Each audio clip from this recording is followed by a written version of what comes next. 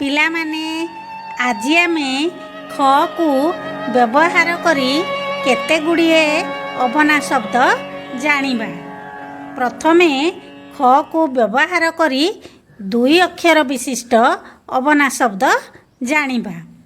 ଖ ଖ ଗ ଗ ଖଗ ଖଗ ଖ ଖ ଟ ଟ ଖଟ ଖଟ ଖ ଖ ତ ତ ଖତ ଖତ ଖ ଖ ର ର ଖର ଖର ଅ ଅ ଖ ଖ ଅଖ ଅଖ ନ ନ ଖ ଖ ନଖ ନଖ ର ର ଖ ଖ ରଖ ରଖ ଖ ଖ ହର୍ଷଇ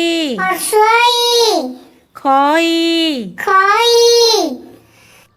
ଏବେ ତିନି ଅକ୍ଷର ବିଶିଷ୍ଟ ଅବନା ଶବ୍ଦ ଜାଣିବା। ଖ ଖ ର ର ଚ ଚ ଖରଚ ଖରଚ ଖ ଖ ବ ବ ର ର ଖବର ଖବର ଖ ଖ ଚ ଚ ର ର ଖଚର ଖଚର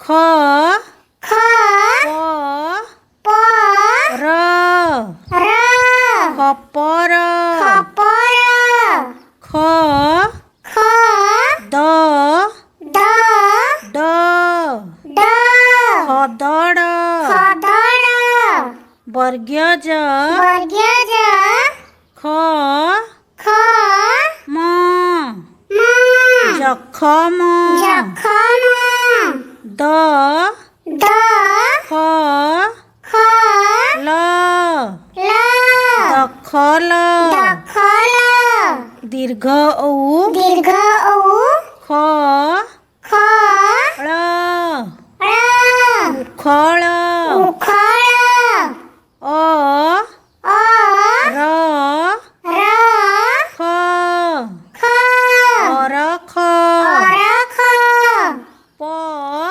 ପ ର ର ଖ ଖ ଅରଖ ଅରଖ ଏବେ ଚାରି ଅକ୍ଷର ବିଶିଷ୍ଟ ଅବନା ଶବ୍ଦ ଜାଣିବା। ମ ମ କ ଖ ମ ମ ଲ ଲ ମଖ ମଲ ମଖ ମଲ ଏବେ ଛଅ ଅକ୍ଷର ବିଶିଷ୍ଟ ଅବନା ଶବ୍ଦ ଜାଣିବା।